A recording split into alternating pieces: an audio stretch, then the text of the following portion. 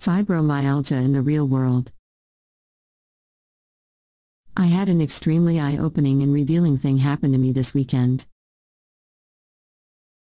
Whilst I was dealing with some minor family upset, I fibro crashed. All my energy had been spent and exhaustion socked me square in the jaw. I became stiff and inflamed all over my body. I heard and no position made me comfortable, sitting, standing, lying down, it all just ached. I became foggy and hazy in my brain, and the slightest bit of stress caused catastrophe to my central nervous system, meaning I was a bit of a blithering mess. It was a meltdown of all functioning parts. So as I am Frankenstein-lurching around, someone very close to me started pouring their angst out. About the situation I could do nothing about, and instead of being able to listen and give comfort or care, I lost it.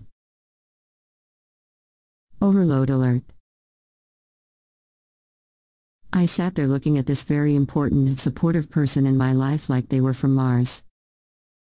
I could not understand why I was their chosen therapist for the moment when I was so clearly not coping well myself.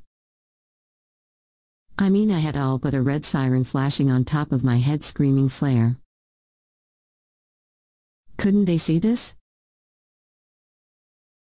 Didn't they know? But the answer was no. In the midst of their emotional reaction to what was going on, they leaned on someone you would typically be able to lean on. And although I have complained of fog and fatigue and exhaustion for years, it turns out I had never properly explained the stress factor. See, we don't process stress the way an undamaged brain would. Very low threshold, very extreme reactions, and the aftermath is a deflated ball of a person kicked into a weed-filled corner of the schoolyard. They could not figure out why I was freaking out, and I could not understand why they were utilizing me as a pillar of strength when I was clearly a puddle on the ground.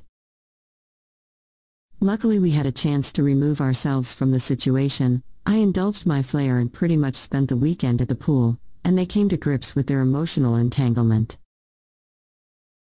We were then able to talk and assess where our communication breakdown occurred. Through this exchange, I learned something very important about myself, fibromyalgia, and how to manage it in a demanding and stressful world. Never take anything for granted. For in your mind you may have explained all the ins and outs of living with fibromyalgia until you are blue in the face, dotted all your I's, and crossed all your T's. And sadly, most of us have lost friends or family that refuse to accept, believe, or understand our illness. But the ones that are still there, the ones that offer support and show unconditional love and stand by your side, are the ones I am talking about. Those are the ones we cannot just assume exist in our brains and understand our experience.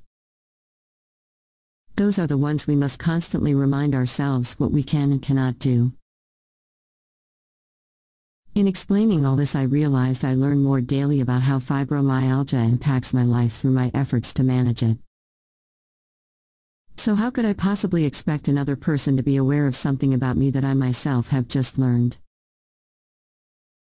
In light of this new revelation, I am redesigning the information cards for the Fibromyalgia Crusade. On the back, I am going to list, in common spoken terms, how living with fibro impacts our lives.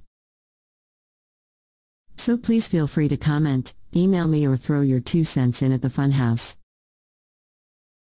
We are going to progress awareness of this illness if it is the last thing we do. It is simply too important not to. Kindly like and subscribe to our YouTube channel and get the latest updates related to fibromyalgia.